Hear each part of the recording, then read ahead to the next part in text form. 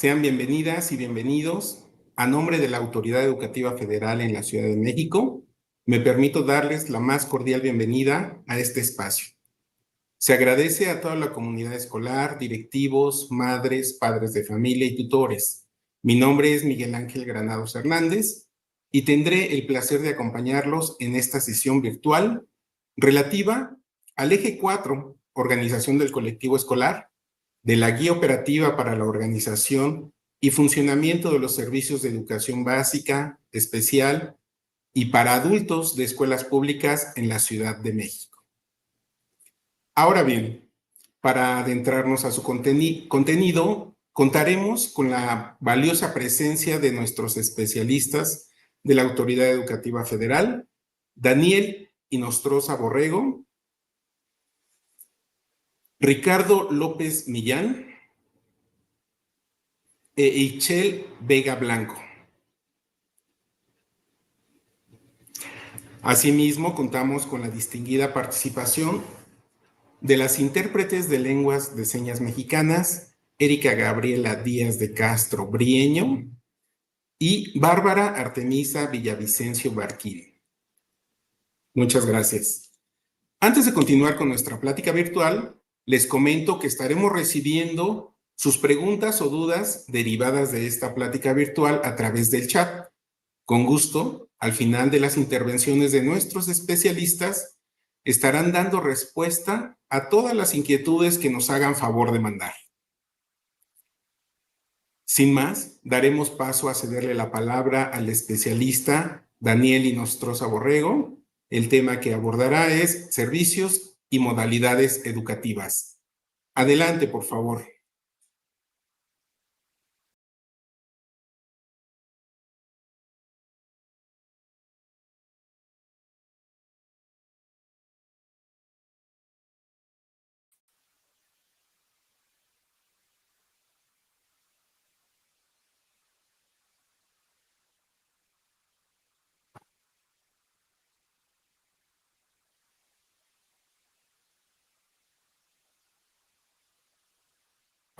Creo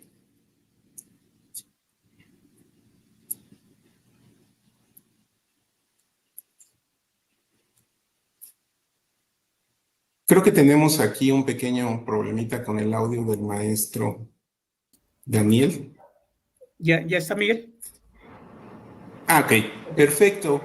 Ya lo escuchamos. Adelante, por favor. Muchas gracias. Nuevamente una disculpa. La tecnología en cualquier momento nos puede traicionar. Nuevamente, reitero, agradezco la oportunidad de poder estar en comunicación con los participantes a este webinar acerca de, en este caso, los servicios y modalidades educativas. Los servicios educativos escolarizados se estructuran en primera instancia con la educación inicial, la cual es la primera fase de la educación básica. Por lo que la Autoridad Educativa Federal de la Ciudad de México proporciona atención y educación a los alumnos, buscando favorecer y estimular el desarrollo de las habilidades y destrezas físicas, afectivas, sociales y cognitivas. Además, también orienta la responsabilidad y participación de la familia en el proceso educativo, que es de una importancia relevante. Tenemos también lo que es la educación preescolar. Esta es la segunda fase de la educación básica. Cumple con el propósito de que se vivan experiencias que contribuyan a los procesos de desarrollo y aprendizaje y que paulatinamente desarrollen su afectividad, que adquieran confianza para expresarse, que desarrollen el gusto por la lectura, importante, utilicen el razonamiento matemático, que se interesen en la observación de fenómenos naturales y que adquieran valores y principios, estos indispensables para la convivencia, que usen su imaginación, que sean creativos, que posean iniciativa para expresarse con lenguajes artísticos, que mejoren sus habilidades motrices y de coordinación. Para lo que es la educación primaria, esta abarca las tres fases siguientes, que es la fase 3, la 4 y la 5 de educación básica. En esta etapa, los niños aprenden a leer y a escribir, para comunicarse. Además, desarrollan sus habilidades y aprenden a convivir, a explorar el mundo, para comprenderlo y desarrollarse como personas. Y la última fase de la educación básica, en este caso, educación secundaria. Esta se integra de la fase 6. Se cursa en 3 años y en ello se busca que los adolescentes adquieran herramientas para aprender a lo largo de la vida, a través de desarrollar competencias que se relacionan con lo afectivo, con la sociedad, con la naturaleza y con la vida democrática. Siguiente lámina, por favor. Ahora hablaremos un poco sobre los servicios educativos diferenciados de la Autoridad Educativa Federal de la Ciudad de México.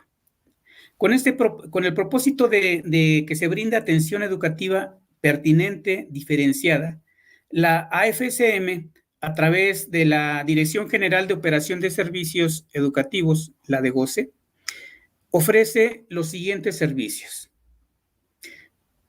La educación inicial es una modalidad no escolarizada.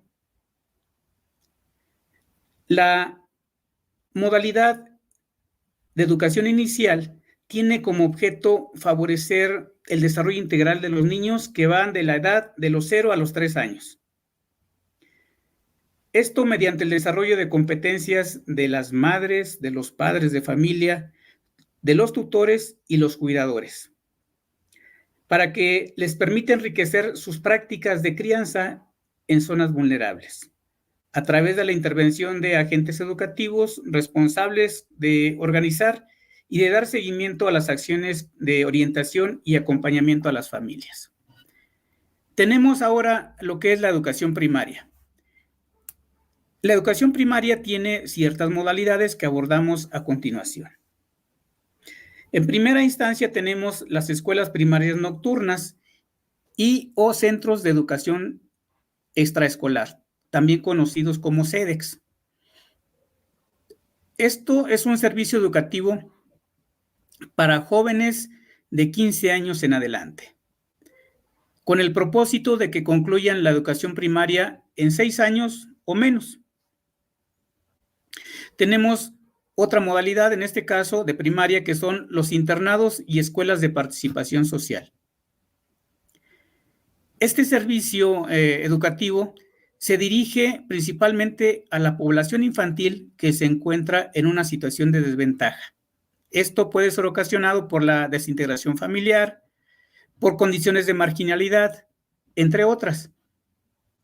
Además, se acompañan de servicios de asistencia que pueden incluir comedor y vestuario.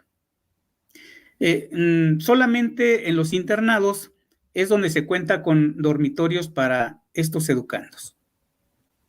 Tenemos una modalidad más de primaria que es atención de los alumnos en situación de extraedad. ¿Esto qué es? Bueno, esta modalidad hace referencia al desfase de 2 años o más entre la edad cronológica, en este caso del alumno, y de la edad escolar reglamentaria, para cursar el nivel de educación primaria dentro del sistema educativo nacional. Estas 3 modalidades, nuevamente, escuelas primarias nocturnas, internados y escuelas de participación social, atención de alumnos en situación de extraedad, son las modalidades que se manejan para educación primaria por la AFCM. Para la educación secundaria, traemos también algunas modalidades que abordamos a continuación.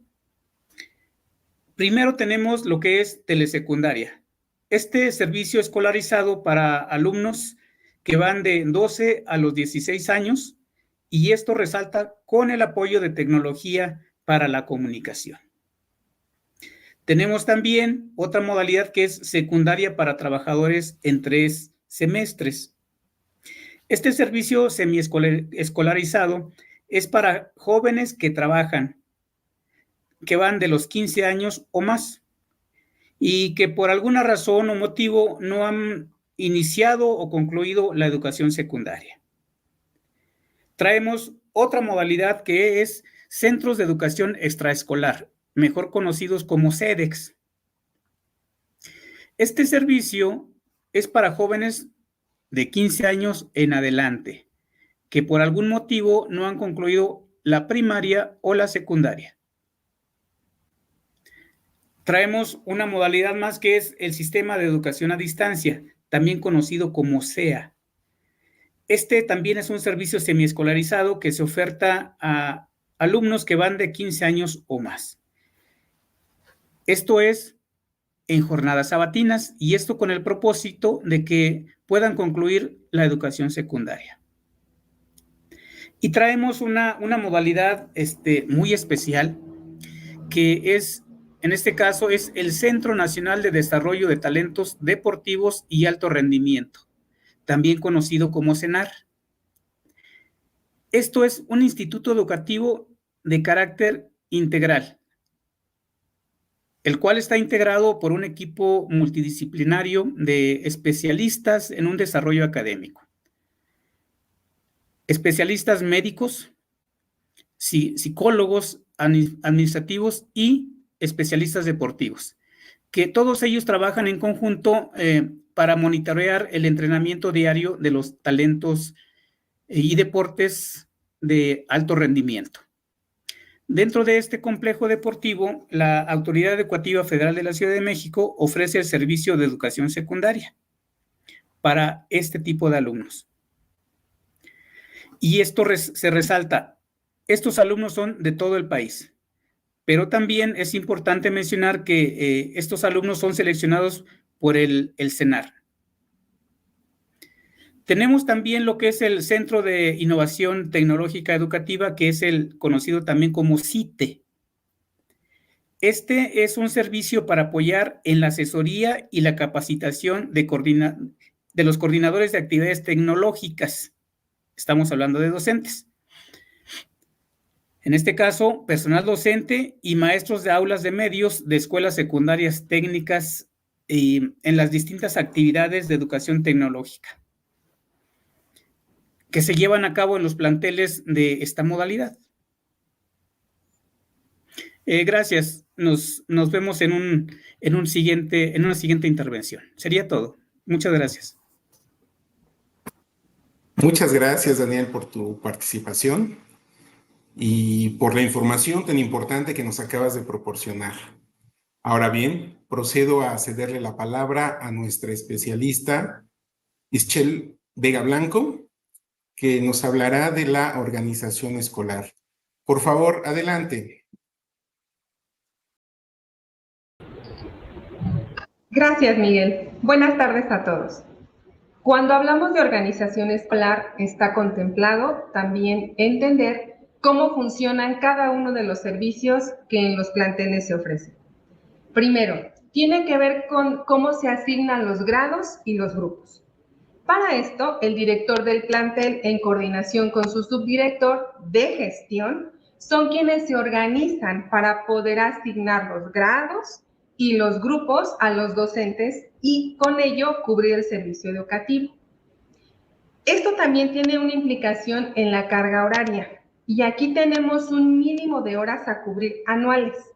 Es decir, cuando hablamos de preescolar, por ejemplo, deben ser por lo menos 3 horas diarias, lo cual equivale a 570 horas anuales. Cuando hablamos de primaria, y también es un ejemplo, mínimo tendrían que ser 4.5 horas diarias. Y digo un ejemplo porque, como acabamos de ver en la explicación anterior, tenemos ciertas particularidades en los servicios de primaria y secundaria. Cuando hablamos de secundaria, también tiene que ver con una cantidad de horas anuales que se deben cubrir, pero lo mínimo que debe tener una jornada son 7 horas diarias. Estas deben ser cubiertas. ¿Qué tiene que ver con los periodos lectivos de educación básica? Bueno, en estas, de educación básica para la disciplina de educación física, en estas, los grupos escolares deberán recibir esta disciplina. Por ejemplo, cuando hablamos de estas modalidades que existen, tiene que ver con la carga horaria que está asignada y con el recurso humano que existe en la escuela. Si hablamos de educación inicial o preescolar, y si hablamos de un preescolar que lo conocíamos como jornada ampliada, ahora se llama horario extendido, bueno, de educación física le corresponderían 3 sesiones por semana.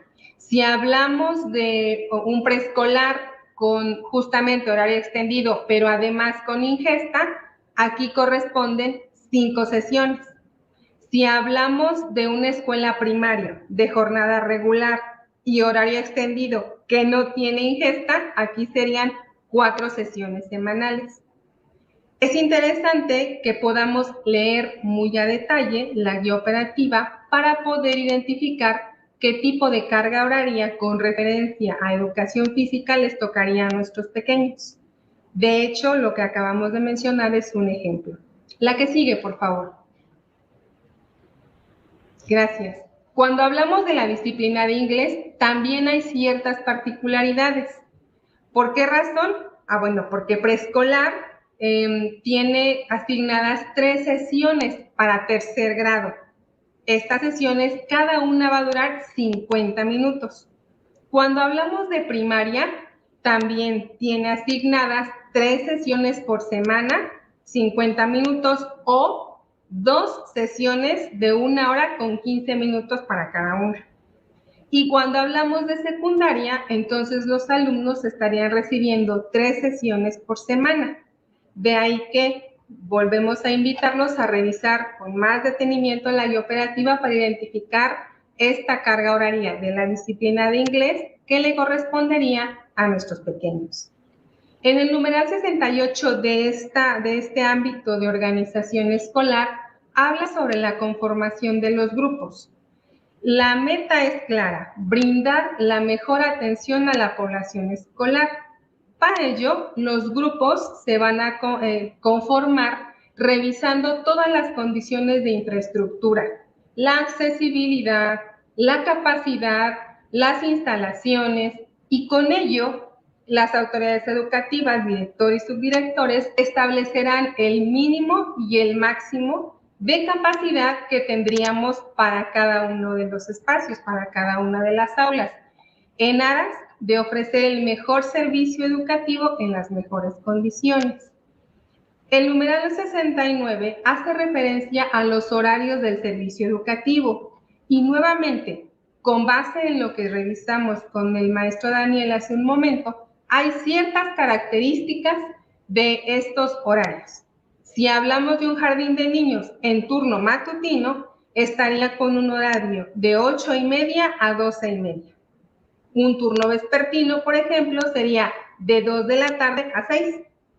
Si hablamos de primarias, tenemos un turno matutino, el que ya conocemos, de 8 a 12:30. Y aquí empiezan algunas particularidades. Si hablamos de escuelas primarias con horario extendido sin ingesta, la hora de salida de ellos es a las 2:30, pero inician a las 8. Cuando hablamos de secundarias, estamos hablando de secundarias técnicas y también un turno con horario extendido sin ingesta, ingresan a las 7 de la mañana y salen a las 3 de la tarde. Un horario extendido con ingesta, ingresan a las 7:30 y salen a la 1:40. Luego tenemos secundarias generales. Cuando hablamos de secundarias generales, si hay un horario extendido con ingesta, entran a las 7:30 y salen a las 4:10. Por ello es importante revisar muy bien este apartado para identificar bien qué horario tienen nuestros pequeños, con base en el nivel educativo y la modalidad en la que estarían asistiendo. La que sigue, por favor. Justamente para poder otorgar el mejor servicio educativo y cuidar, como lo dice el numeral anterior, que bajo ninguna circunstancia los alumnos se queden sin atención, es que se invita a que el tiempo en el aula siempre esté enmarcado en el respeto del tiempo y el trabajo en la escuela, así como en las acciones y estrategias que como docentes hayamos seleccionado para poderlas desarrollar. evitar acciones que no respondan en absoluto al tema educativo y apegarnos a lo que estamos desarrollando o a lo que desarrollamos en nuestra planeación. Cuando hablamos del recreo escolar, lo que hace referencia el numeral 71, estamos diciendo que los descansos o recreos escolares, como los conocemos en primaria, tienen que estar enmarcados en un espacio de convivencia sana, que además sea incluyente. Sin embargo, en este numeral se hace hincapié al hecho de que el personal docente estemos supervisando junto con la comunidad educativa estos espacios. No olvidemos que un apartado del numeral 69 decía que por ninguna circunstancia podemos dejar sin atención a nuestros alumnos.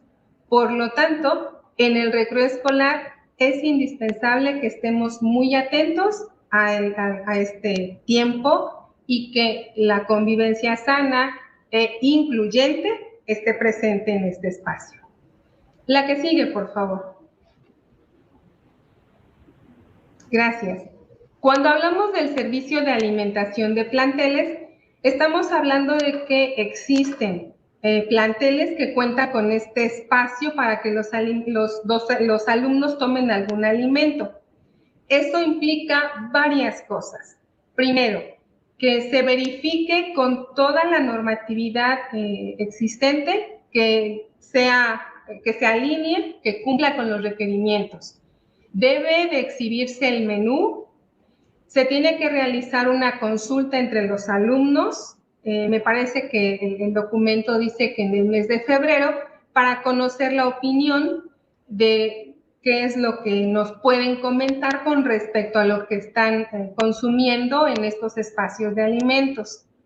También hay que establecer horarios alternados de comida, garantizar que antes de ingresar a la ingesta exista un espacio donde se laven las manos, debe haber agua, jabón.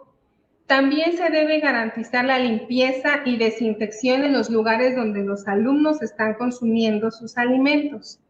No van solos. Siempre debe existir supervisión con los alumnos desde lo que consumen hasta que puedan terminar sus alimentos. Si por alguna razón existe alguna empresa contratada, bueno, habrá que dar seguimiento para que esta empresa no incurra en faltas. No olvidemos que lo importante aquí es brindar un mejor servicio a nuestros alumnos. En el caso de los directores de escuela, es necesario que se dé seguimiento a lo que está pasando en estos espacios donde se está ingiriendo los alimentos los alumnos. No olvidemos tampoco que la guía operativa nos invita a tener una higiene personal, no solo de los espacios que están ocupando los alumnos, también de las personas que están implicadas en la preparación de los alimentos.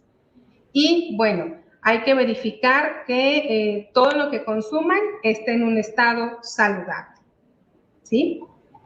Cuando hablamos de las cooperativas escolares, que es el numeral 73, estas no van solas.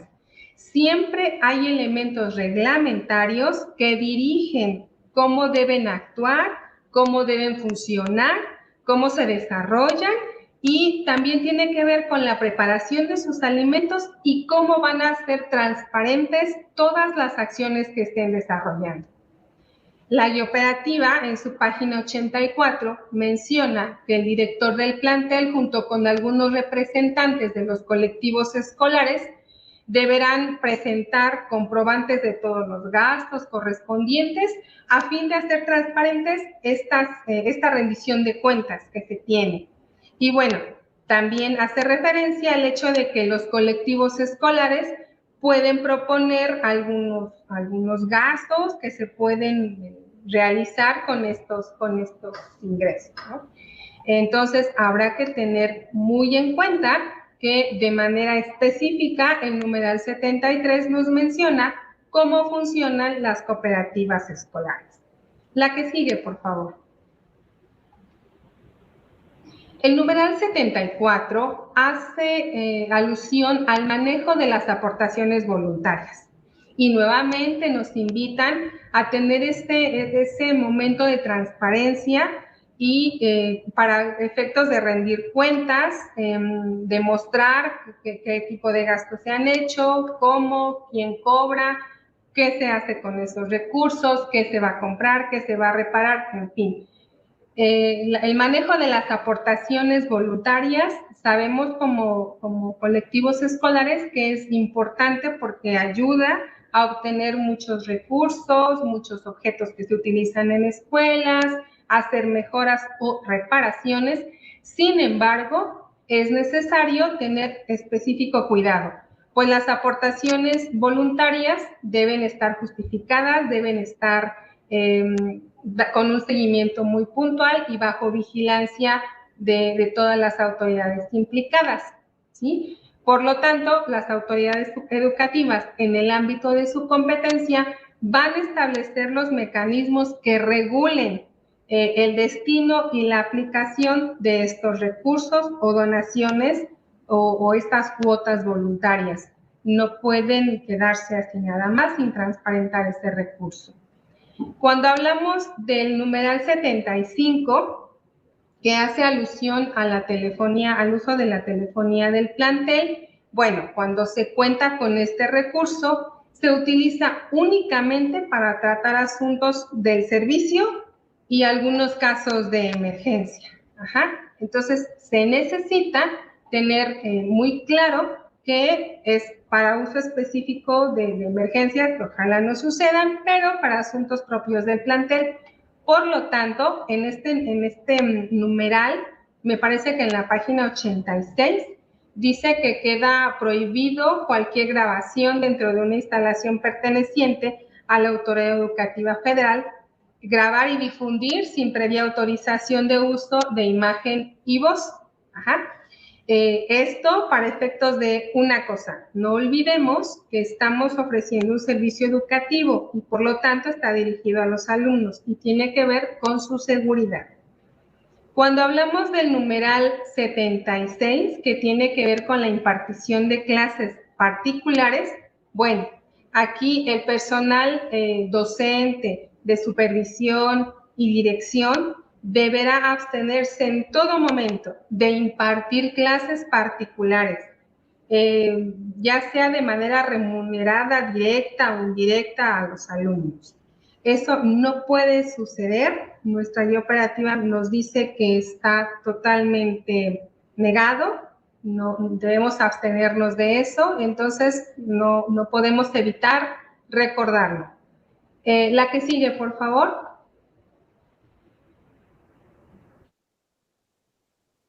Por favor. Gracias.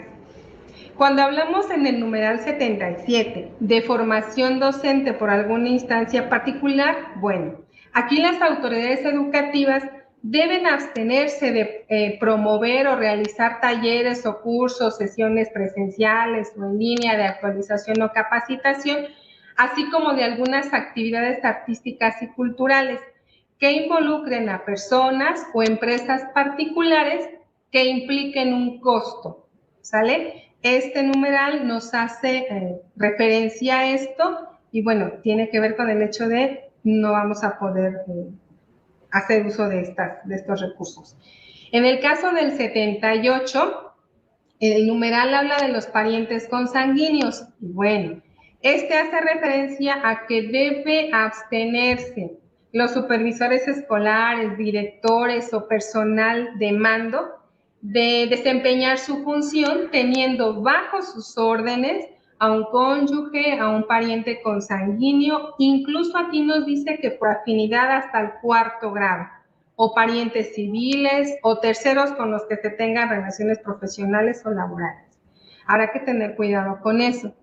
El numeral 79 habla acerca de los eventos en las escuelas. Algunos de sus planteles han sido sede para algunos eventos. Y bueno, ¿qué implica todo esto? Primero, que las escuelas deberán estar en contacto con quien va a organizar este evento. Es decir, se tiene que asignar un enlace para que esté en constante comunicación con el plantel y las personas, en este caso la Autoridad Educativa Federal en la Ciudad de México, si realiza un evento. Sin embargo, esta información también debe llegar vía estructura de DEGOCE o de GENAM, según sea el caso, con el fin de poder analizar si es viable o no desarrollar ese evento. También, durante el evento, el personal externo que esté en la escuela siempre deberá aportar su gafete de identificación y las personas ajenas también deberán identificarse y registrarse al momento de ingresar al plantel.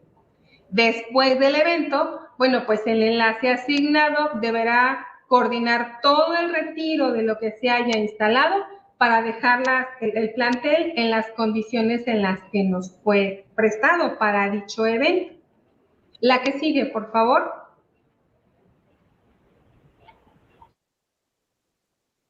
Gracias. La que sigue, por favor. Gracias. Hablemos del acceso al plantel educativo. Bueno, el acceso a los servicios educativos en el numeral 80 nos menciona que por ningún caso, motivo, se negará el ingreso a los alumnos al plantel. Es decir, si por alguna razón los alumnos llegan tarde, bueno, pues tendremos que dirigirlos a su aula en el espacio que les esté asignado, pero no podemos negar ni limitar el acceso. Eso significaría condicionarlo y no podemos hacer eso, no es lo más viable. De ahí que tendremos que buscar algún mecanismo para que los alumnos vayan llegando en tiempo y forma, pero de no poderlo lograr, será necesario permitirles el acceso y conducirlos a los espacios que tienen asignados según su horario de clases. El ingreso al plantel educativo, en el numeral 81, bueno, ahí queda totalmente prohibido el acceso, invitación o permanencia de toda persona u organización, medios de comunicación o elementos de seguridad.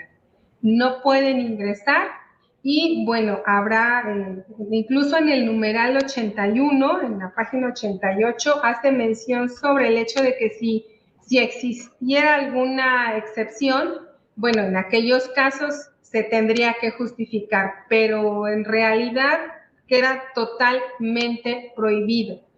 De ahí que las autoridades judiciales o las pertenecientes al Ministerio Público o la Comisión Nacional de Derechos Humanos o una unidad de atención, por ejemplo, al maltrato o abuso infantil, bueno, el personal de las empresas autorizadas o de las instancias externas que proporcionan al plantel educativo algunos bienes y servicios en materia de limpieza, por ejemplo, o mantenimiento en comunicaciones, toda persona ajena al inmueble escolar tendrá que, de ser necesario, ingresar, pero salvaguardando la integridad física de los alumnos.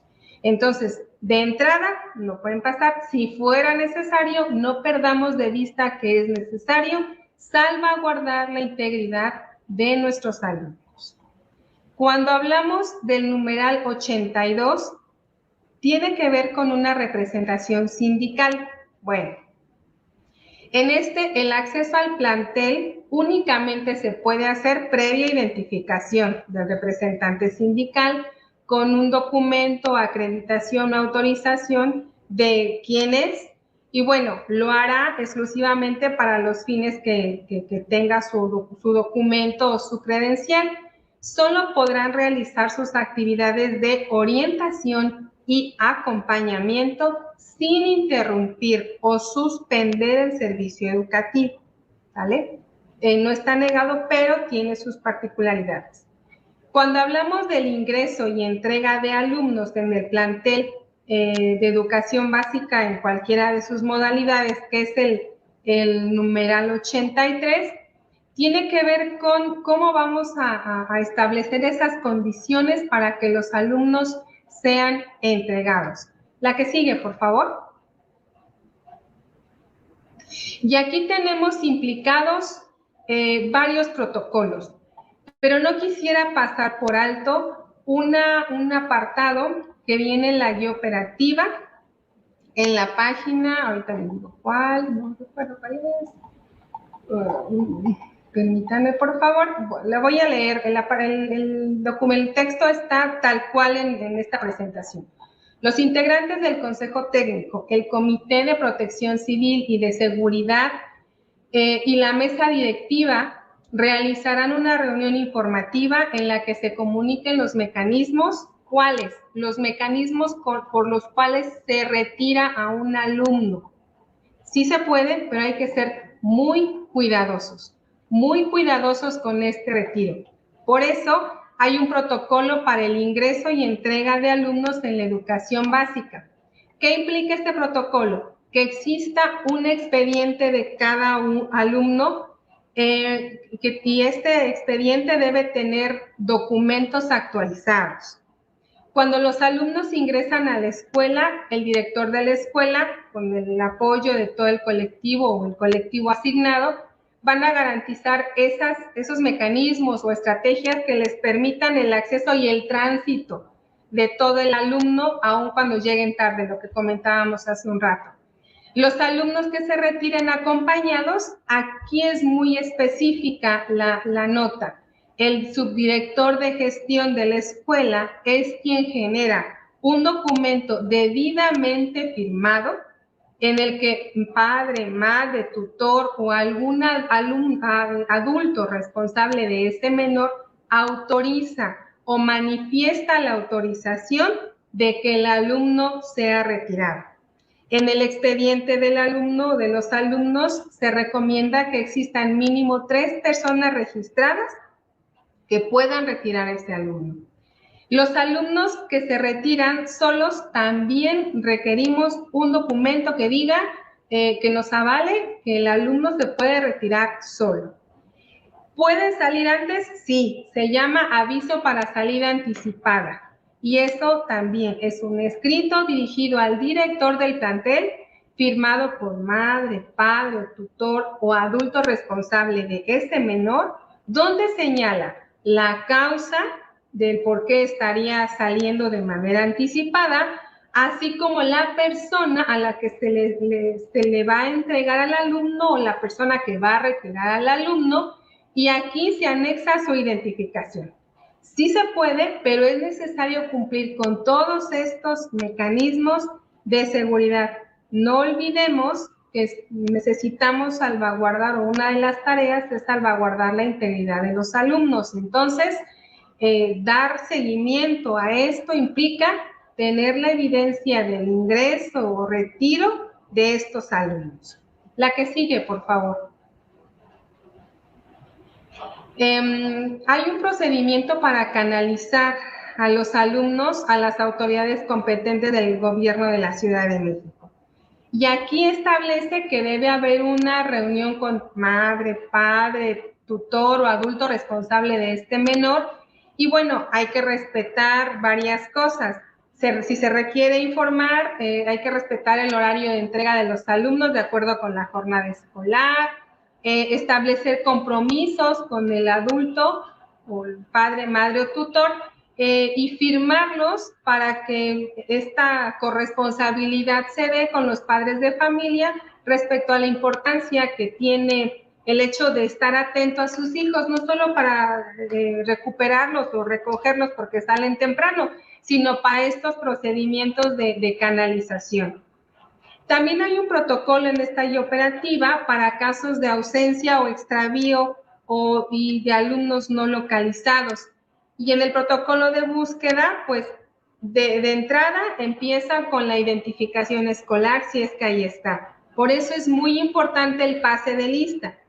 El docente responsable del grupo, el docente frente al grupo, tenemos que estar pendientes de pasar lista e informar en el caso de secundaria, prefectura, en el caso de primaria, los subdirectores, preescolar, subdirectores, directores, informar de las inasistencias, ya sea por hora, en el caso de secundaria, o por turno, en el caso de primaria y preescolar, sobre la ausencia de un alumno.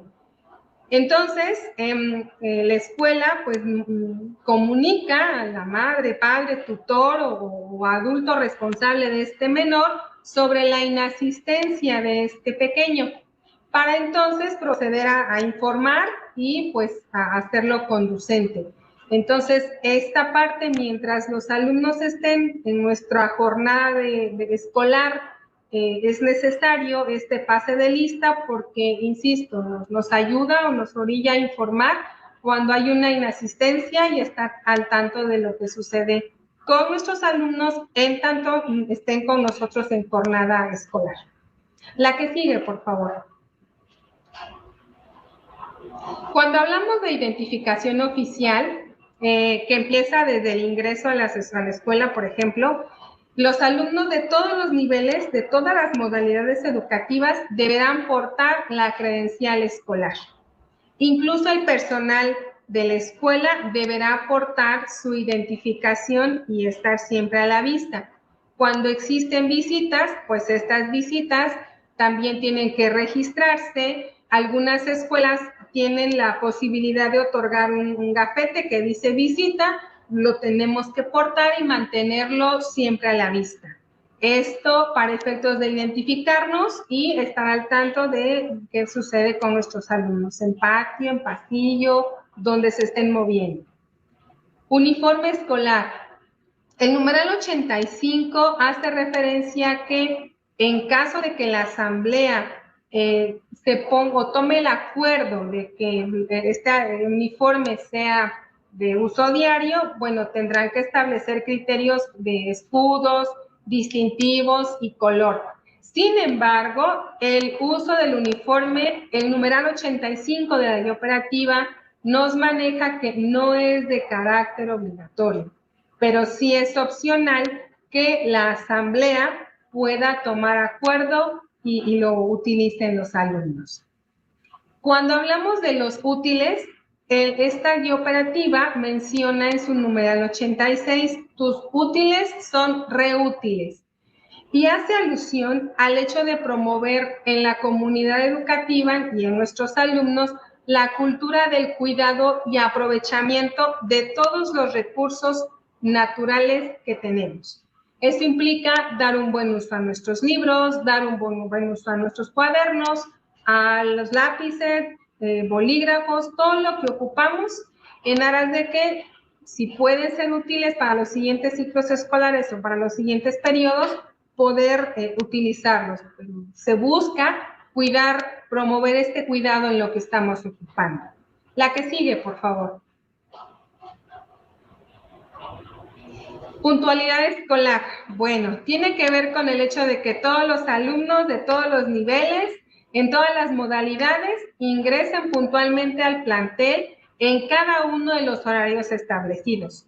Ya vimos que existen variaciones en los horarios y depende del nivel y modalidad. Sin embargo, habrá que tomar medidas necesarias considerando el reglamento interno del plantel, algunas estrategias acordadas y además acordadas también en el Consejo Técnico Escolar para poder establecer esos límites y disminuir el hecho de que nuestros alumnos estén llegando tarde. Existen casos recurrentes y, bueno, la guía operativa en este numeral 87, en la página 99, dice que en algunos casos recurrentes, cuando nuestros alumnos llegan tarde, bueno, hay que citar a las madres, padres de familia, tutores o adultos responsables de este menor para hacer énfasis con ellos sobre lo importante que es estar puntual en las actividades escolares. Y bueno, en el caso del numeral 88, hay una asamblea de niñas y niños. Esta actividad tiene como objetivo poder generar y contar así con un espacio democrático de diálogo y reflexión entre los estudiantes y docentes.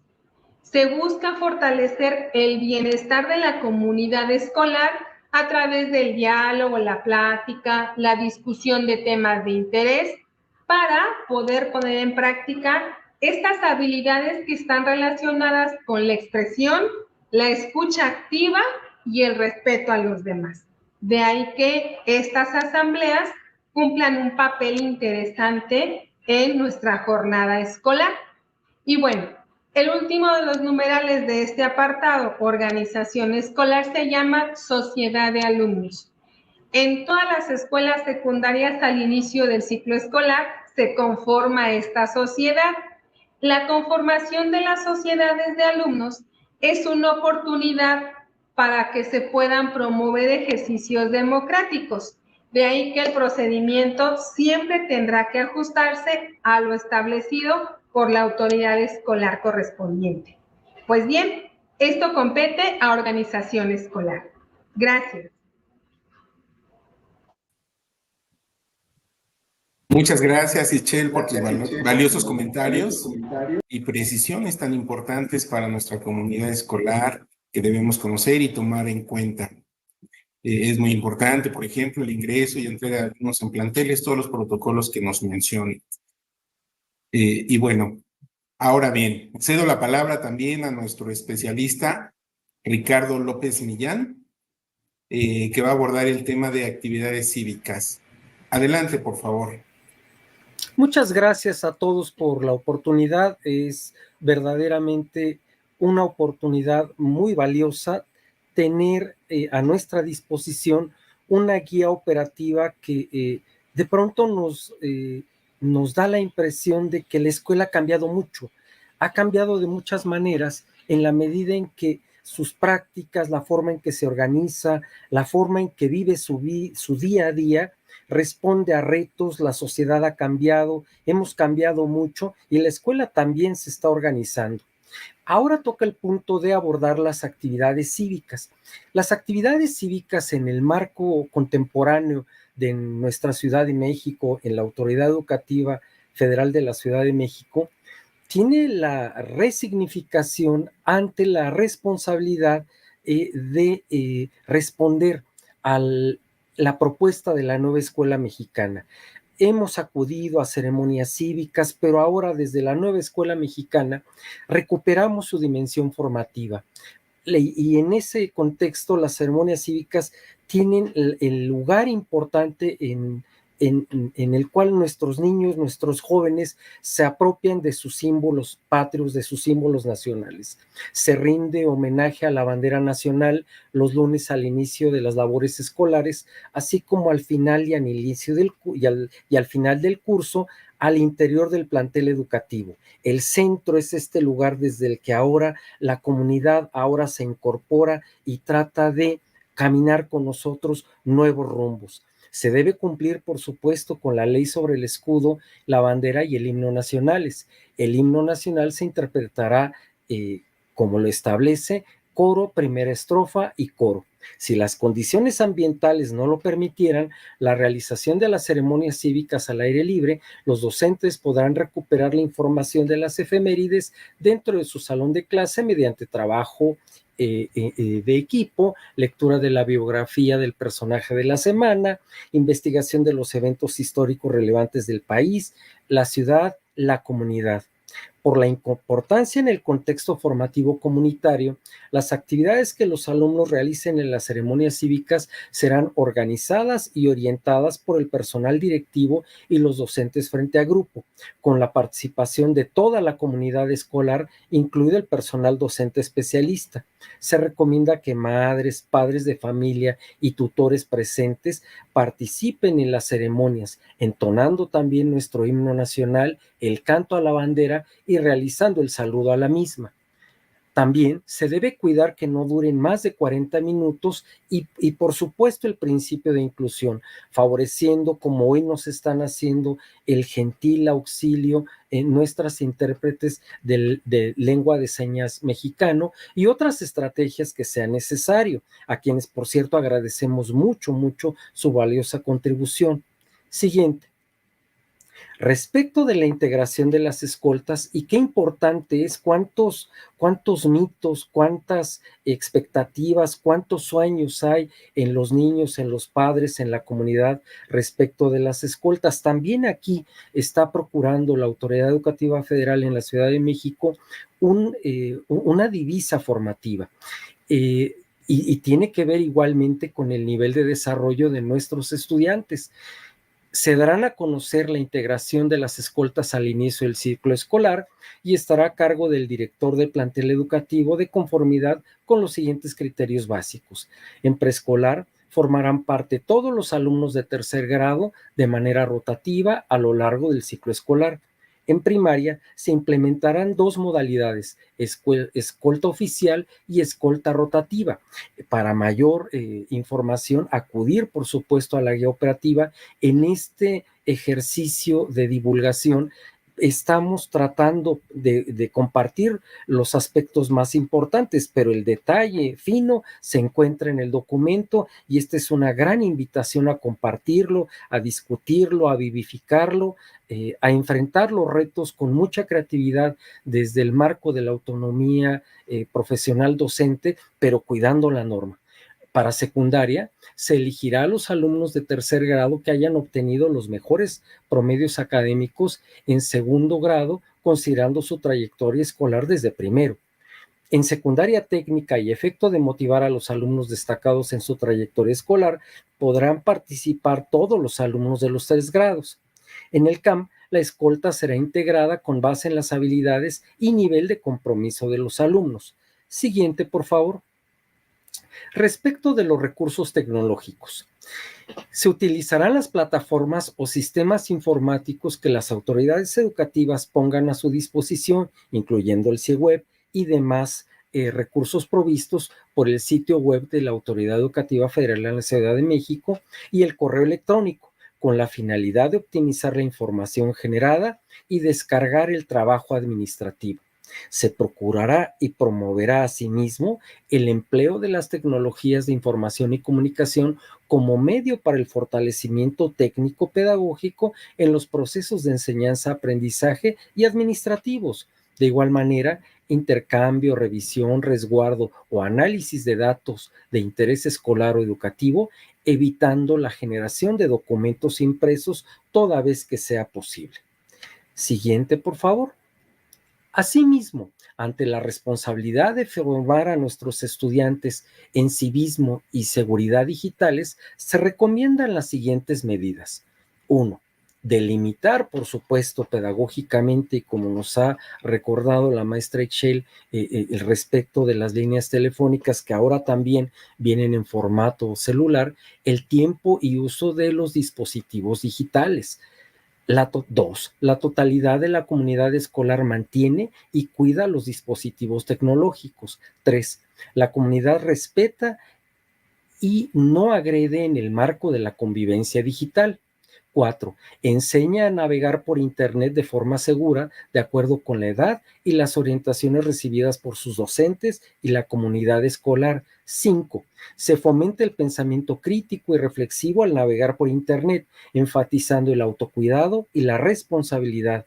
6. Se promueve el cuidado de los datos que se comparten, ya sea en chats, redes sociales o por correo electrónico. Imágenes, datos, perfiles, números de teléfonos, entre otros, verificando contar con la edad mínima necesaria para participar en ellos. 7.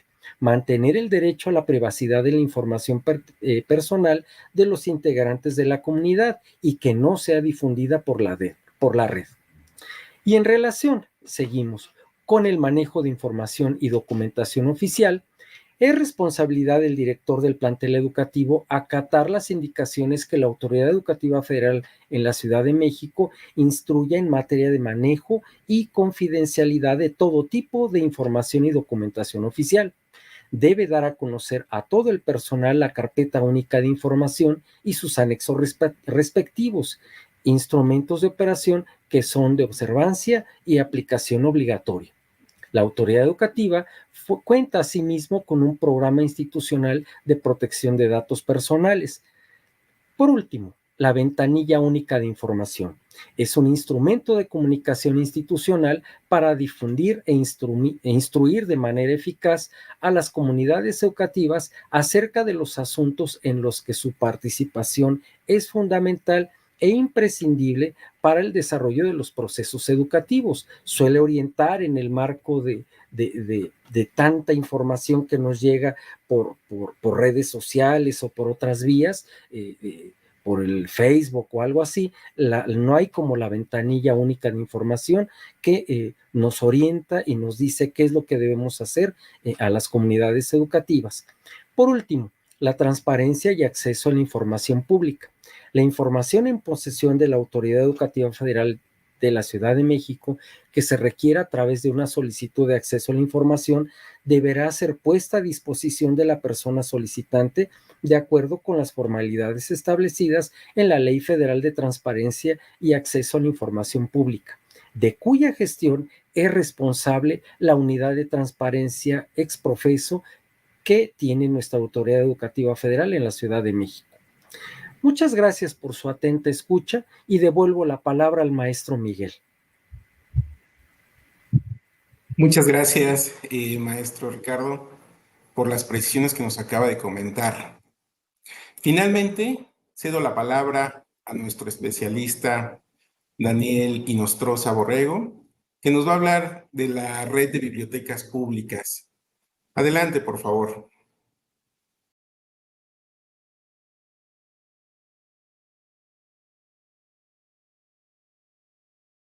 Más ahí con el audio, maestro, si es tan amable. Muchas gracias, Miguel. Nuevamente nos encontramos y ahora con la temática de los servicios locales de apoyo a la escuela. Dentro de ellos, en la Ciudad de México tenemos la biblioteca pública, la cual se considera un instrumento de apoyo por todo lo que ofrece tanto alumnos como maestros. Se tiene dentro de ellas una gran diversidad de recursos informativos y educativos al alcance de todos. Es un lugar de encuentro para comunicarse e intercambiar ideas y opiniones, y todo esto con la situación de fortalecer ese pensamiento crítico de los educandos. También se facilita el uso de diversas fuentes de información. Fomenta también la lectura como un medio ideal de ocio y entretenimiento. Ofrece a los niños, niñas, adolescentes y jóvenes de nuestra ciudad criterios que les permiten interpretar toda la información que llega por diferentes canales. Esto de una manera crítica, con la capacidad para poder seleccionar esta información, guardarla, procesarla, recuperarla y lo principal de todo, el poder socializar a partir de un conocimiento adquirido en estos contenidos. En la Ciudad de México encontramos el servicio de bibliotecas públicas en un link específico. En este caso es el afcm.gov.mx/mstr/bibliotecas/directorio. A través de este directorio nosotros podemos encontrar la red de bibliotecas en la Ciudad de México. Ahora, es importante recalcar que para poder acceder a estos servicios bibliotecarios, es importante que en este caso los usuarios hagan un trámite de alta dentro de estas bibliotecas o las que son de su interés. Y para ello también podemos ingresar a la segunda URL que nos está mostrando en pantalla. Y en este caso, para obtener una credencial de usuario, es necesario llenar el formulario como alta dentro de las bibliotecas públicas de la Autoridad Educativa Federal de la Ciudad de México, presentarse en la biblioteca de adscripción que nos interesa para tomarse una foto. Y además de ello, obviamente, hay que firmar dicha credencial. Se debe de presentar una identificación vigente y oficial, o en este caso, credencial de la escuela, y por último, lo que es un comprobante de domicilio. No cabe duda que las bibliotecas públicas en nuestra ciudad han aportado gran conocimiento a toda la población en lo general y brindando oportunidades también a aquellos muchachos o alumnos que no tienen esas posibilidades de poder contar con información a través del Internet que está en auge. Bien, pasamos ahora a otra temática en la cual se involucra lo que es la participación de la familia dentro de la escuela. Y para ello abordamos lo que es la corresponsabilidad social en el proceso educativo. En este caso, participación de los actores sociales. De manera específica, la Asociación de Madres y Padres de Familia, o las siglas AMPF. ¿Cómo se conforma y cómo funciona esta asociación? La cual obviamente se sujeta a lo que establece la Ley General de Educación y que tiene por objeto, voy a enumerar solamente algunos de ellos: colaborar para una adecuada integración de la comunidad escolar, así como el mejoramiento de los planteles. Para informar a las autoridades educativas y escolares sobre cualquier irregularidad de que sean objeto los educandos. Conocer también de las acciones educativas y de prevención que realicen las autoridades para que los educandos conozcan y detecten la posible comisión de hechos delictivos que les puedan perjudicar. Además de estimular, promover y apoyar actividades extraescolares que complementen y respalden la formación de los educandos. Y por último, alentar también el interés familiar y comunitario para el desempeño del educando. Recordemos que la participación de la familia y de la comunidad es relevante para la formación de nuestros alumnos, niños, niñas, jóvenes y adolescentes de nuestra comunidad. Ahora, las asociaciones de madres y padres de familia deben abstenerse de intervenir en los aspectos pedagógicos y laborales de los establecimientos educativos. Cuando se vean involucrados aspectos relacionados con la integridad de los menores, es necesaria la solicitud de intervención de la Unidad de Atención al Maltrato y Abuso Sexual Infantil, en sus siglas UAMASI. El director es quien se encarga de convocar a la Asamblea para la constitución de la primera mesa directiva de la AMPF. La mesa directiva debe solicitar por escrito al director del plantel educativo los requerimientos de la escuela para que, en medida de las posibilidades, sean cubiertos por la asociación y elabore a partir de esto un plan anual de acciones mismos que deben estar vinculados al programa de mejora continua y al plan de la COPAE. En el caso de que se haya constituido y esté en operación este órgano de participación social y que da a conocer o debe dar a conocer a la comunidad educativa. Esto es lo que acontece en relación a la Asociación de Madres y Padres de Familia. Traemos también otra organización que en este caso es el Consejo de Participación Escolar, o también COPAE. Bien, en este caso el COPAE se registra en la plataforma de registro escolar de participación social en la educación, en este caso el REPASE. Y el COPAE, ¿qué es lo que puede hacer? Voy a hacer algunos señalamientos, aunque quedan en el aire algunos otros. También se proporciona una URL para si se quiere hacer una consulta con mayor detalle.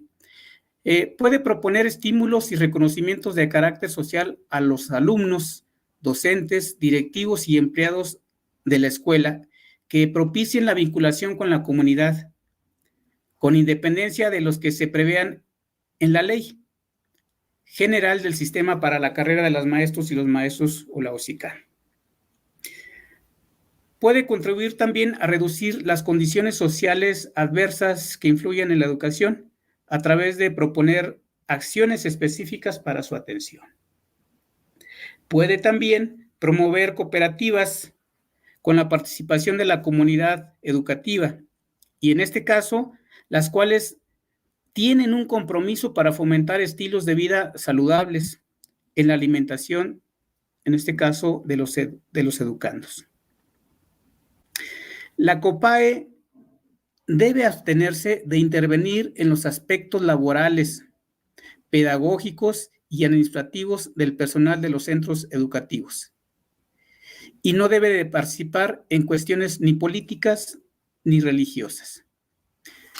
Para poder obtener más información sobre la COPAE, se puede consultar la URL que se muestra también en pantalla, en la cual podemos encontrar instrucciones claras y detalladas que facilitan el registro y aseguran una instalación de operación de este órgano. Bien, de mi parte sería todo. Agradezco la atención y la participación, en este caso, para este webinar. Muchas gracias. Buena tarde. Muchas gracias por tu participación, Daniel.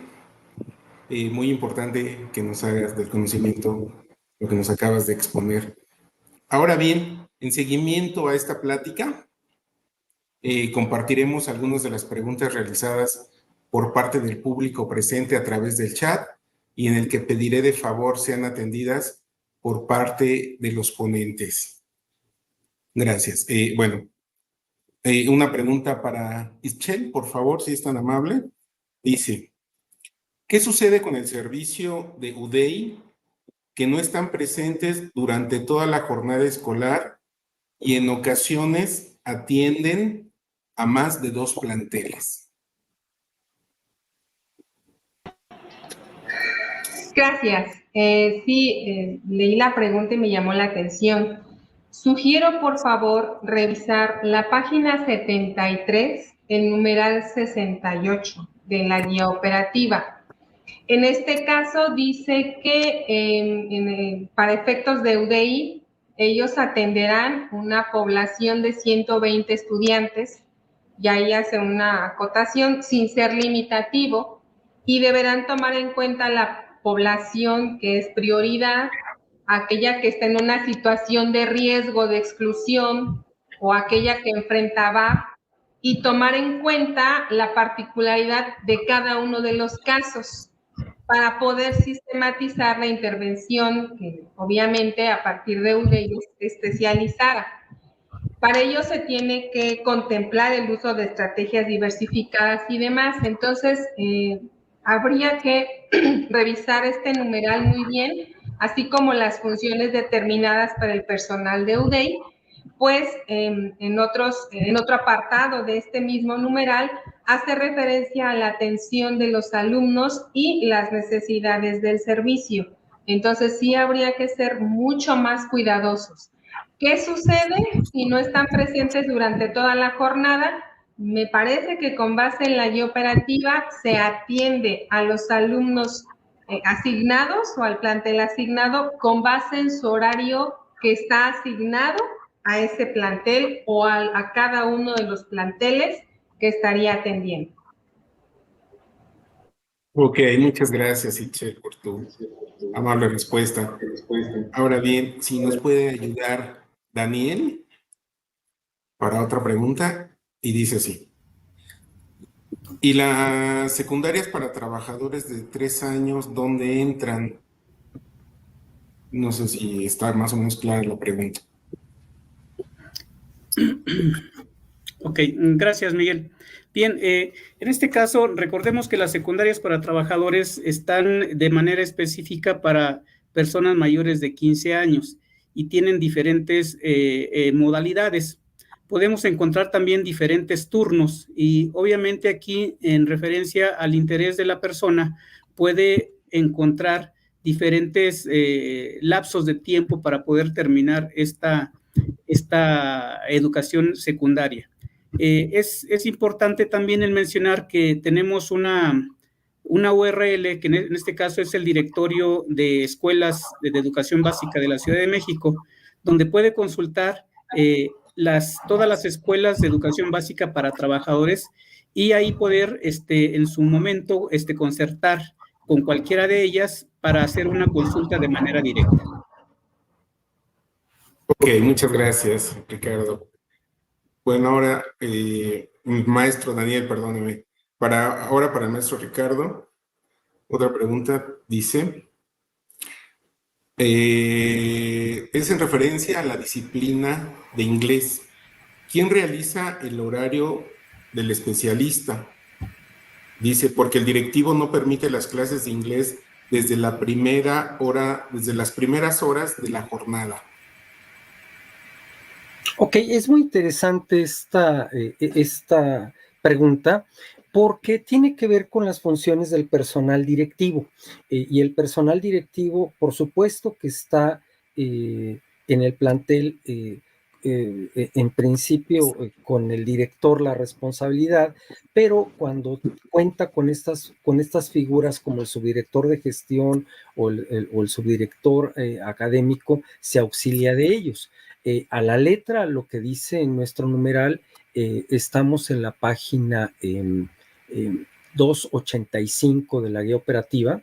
En las escuelas donde se cuente con las figuras debidamente autorizadas por la UCICAM en la estructura ocupacional del plantel, coordinar con el personal docente comisionado como el subdirector con funciones académicas o de gestión escolar, las actividades de planeación de inicio escolar, dentro de las que se encuentran la formación de grupos, elaboración de horarios del personal docente, administrativo y asignación de funciones de acuerdo con la orden de presentación que se le otorga al personal al inicio de sus labores.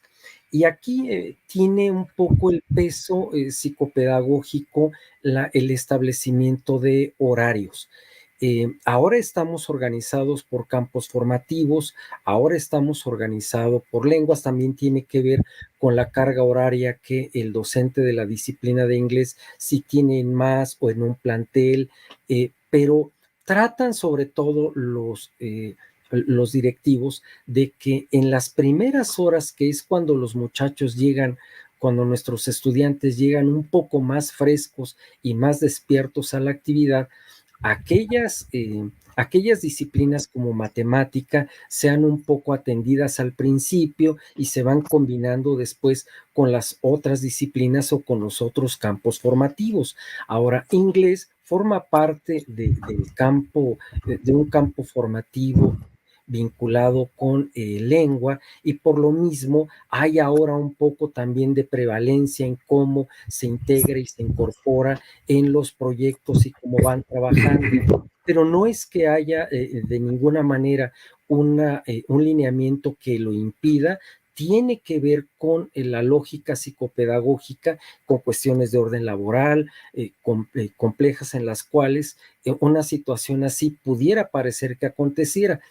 Sugerimos, por supuesto, que sea tratado en el consejo técnico, en la academia, si es el caso de secundaria, por ejemplo, de su campo formativo, con su disciplina, para que igualmente esta situación que pudiera parecer de algún modo por consigna o algo así, se resuelva, porque no es así. No hay ninguna indicación al respecto. Esa es un poco la lógica que hay, y es psicopedagógica la razón por la cual se da cierta prioridad a ciertos campos formativos por encima de otros, pero eso tampoco es una línea genérica, es una cierta tendencia de acuerdo con la lógica de organización de la escuela. Gracias, maestra. Gracias, maestro, muy amable por su respuesta. Y bueno, también nos preguntan que si esta guía operativa es solo aplicable para la Ciudad de México. En efecto, esta guía operativa solo son para las escuelas adscritas a la autoridad educativa en la Ciudad de México. También nos preguntan, ¿podrían precisar cuáles son las acciones que por función deben realizar los especialistas de la UDEI? Bueno, este tema viene en el eje 6 de la guía operativa. Les pedimos que, bueno, vean, nos acompañen para la exposición de este eje 6. Ahí vamos a dar la explicación de este nuevo eje, y ahí les vamos a contestar con todo gusto. También quiero comentarles de que, bueno, esta nueva guía operativa se hicieron 13 ejes fundamentales para poder ser más ágil en su consulta para la toma de decisiones. Creo que se están especificando más los temas, por eso es de que se ampliaron a 13 ejes. El ciclo pasado eran 4 ejes, pero actualmente ya contamos con 13 ejes. Por eso es que estamos haciendo estas pláticas virtuales para que las conozcan. Y bueno, y si tienen alguna duda, pues obviamente estamos a la orden para poder escucharlos y atender todas sus dudas. Bueno, sin más, hasta aquí llegamos a la conclusión de esta plática virtual, no sin antes comentarles que esta sesión estará disponible en la página de YouTube para cualquier consulta. También quiero invitarlos para el día de mañana. Vamos a tener la plática virtual del eje 5, Administración Escolar, de esta guía operativa, para que vayamos conociendo cada uno de los ejes. Y bueno, agradezco la participación de los ponentes, de las intérpretes de lenguas de señas mexicanas, así como de la audiencia que nos acompañó en esta agradable tarde-noche. Y sin más, me despido de ustedes agradeciéndoles que nos hayan escuchado. Hasta pronto.